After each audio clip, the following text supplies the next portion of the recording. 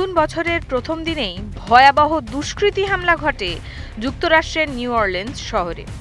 ভিড়ের মধ্যে প্রবল গতিতে গাড়ি চালিয়ে বহু মানুষকে পিষে দেন ঘাতক। পুলিশকে লক্ষ্য করেও গুলি ছোঁড়া হয়।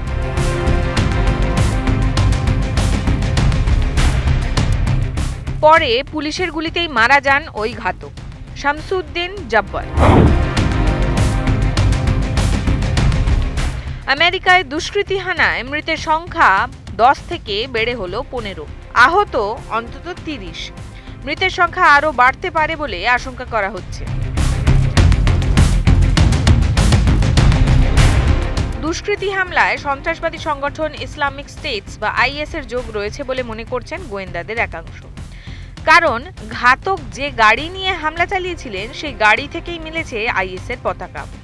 সংবাদ সংস্থা এপি জানিয়েছে, পতাকা ছাড়াও ওই গাড়ি থেকে বন্দুক এবং বিস্ফোরক উদ্ধার হয়েছে। আমেরিকার গোয়েন্দা সংস্থা ফেডারেল ব্যুরো অফ ইনভেস্টিগেশন বা এফবিআই জানিয়েছে, হামলায় অভিযুক্ত ব্যক্তি আগে আমেরিকার সেনাবাহিনীতে কাজ করতেন। 2007 থেকে 2015 পর্যন্ত তিনি সেনাবাহিনীর নিয়মিত সদস্য ছিলেন। 2015 থেকে 2020 পর্যন্ত সেনাবাহিনীর অতিরিক্ত সদস্য হিসেবে কাজ করেন তিনি। তবে এফবিআই মনে করছে এই হামলার নেপথ্যে একা জব্বার নন, আরও অনেকে জড়িত। আপাতত জব্বারের সঙ্গীদের ধরার চেষ্টা করা হচ্ছে। আমেরিকার বিদায়ী প্রেসিডেন্ট জো বাইডেন এই হামলার নিন্দা করে জানিয়েছেন, হামলার আগে আততায়ী সমাজ মাধ্যমে যে ভিডিওটি পোস্ট করেছিলেন সেটি এফবিআই এর গোয়েন্দারা খুঁজে পেয়েছেন।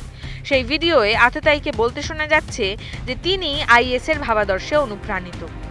আমেরিকার এক সংবাদ মাধ্যম জানিয়েছে, এই ভিডিওয়ে জব্বার জানিয়েছিলেন যে তিনি বিবাহ বিচ্ছেদ চান এবং পরিবারের সকলকে এক জায়গায় এনে হত্যা করতে চান। পরে তিনি এই পরিকল্পনা বদলে ফেলেন এবং জানান তিনি আইএস এ যোগ দিয়েছেন। এরকম আরও নানান দেশ বিদেশের খবর জানতে চোখ রাখুন নিউজ 18 বাংলার ডিজিটালে।